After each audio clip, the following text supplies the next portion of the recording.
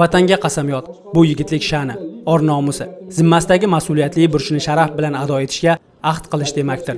Bugun Davlat xavfsizlik xizmati, chegara qo'shinlari tasarrufidagi harbiy qism va bo'linmalarda yurt sarhadlari daxlsizligini ta'minlash, xalqimiz osoyishtaligini saqlashga bel bog'lagan o'g'lonlar vatanga qasamyod qabul qilish uchun saf tortishdi. Jumladan Toshkent viloyatining Bekobod tumanida qo'shni respublika bilan chegaradosh hududlarni qo'riqlashga shaylangan o'g'lonlarning hayajonli daqiqalari tadbir bo'lib o'tayotgan maydonga davlatimiz bayrog'ining tantanali olib kirilishi bilan boshlandi. Men Mirzaqo'ziyev Ramziddin Sirojiddin o'g'li O'zbekiston Respublikasi Qurolli Kuchlar safiga kirar ekanman. Har qanday mashaqqatli sinov va qiyinchiliklarda ham el yurtimning yuksak ishonchini oqlashga tantanali ravishda qasamyod qilaman. Qaddini tik tutgancha yuz ko'zdan mardlik va shijoat aks etib turgan yosh askarlarning qalbidagi faxr va iftixor tuyg'ulari dillaridan tillarga ko'chdi. Shundan so'ng tadbirning badiiy qismi boshlandi.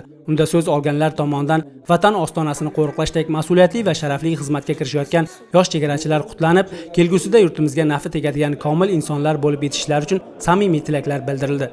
Tadbir davomida chegara qo'shinlari faxriylari va farzandini harbiy libosda ko'rib, uning kamolidan quvonayotgan ota-onalarning ham dil izhorlari tinglandi. Shuningdek, xizmati davomida burchiga sodiq qolib, davlatimiz chegarasini qo'riqlashda yuqori natijaga erishgan bir guruh askarlarning ota-onalariga ham chegara qo'shinlari qo'mondonining minnatdorchilik xatlari topshirildi. Harbiylar ishtirokidagi tantanali marsh esa tadbir ishtirokchilari tomonidan katta qiziqish va hayajon bilan kutib olindi. Shundan so'ng yosh askarlar tomonidan qisqa vaqt ichida egallangan bilim va ko'nikmalar asosida namoyish etilgan harbiy elementlar barchada, ayniqsa ularning ota-onalari va yaqinlarida katta taassurot uyg'otib, farzandlariga bo'lgan ishonch hissini yanada oshirdi. Chegarachilarning doimiy hamrohi bo'lgan xizmat itlari ishtirokidagi ko'rgazmali chiqishlar ham yig'ilganlarga manzur bo'ldi. Farzandining vatanga qasamyodiga shaxsan guvoh bo'lish uchun Qashqadaryo viloyatidan yetib kelgan Dilafruza opa Bozorovani ham bugun quvonchi bir olam. O'g'lim Shonazarov Dalirjonni hayotidagi eng unutilmas xursandchilik kuni. Biz juda ham xursandmiz. O'g'lim orzusiga erishyapti. Bu yerdagi askarlarning qurollar bilan harakatlari, chiqishlari, har birlarining qatnashishi, ishtiroki hammamizni ko'zimizni quvontirdi. Ota-onalar, xolalar, yaqin qarindoshlar hammamiz lol qoldik. Bir oyda farzandlarimizdagi shuncha o'zgarishlar, bu kuchli mehnat buning tag zamirida turibdi. Juda chiroyli kayfiyatda, juda yaxshi tashkil qilindi tadbirdan xursandmiz. Kattadan katta rahmatlar aytamiz.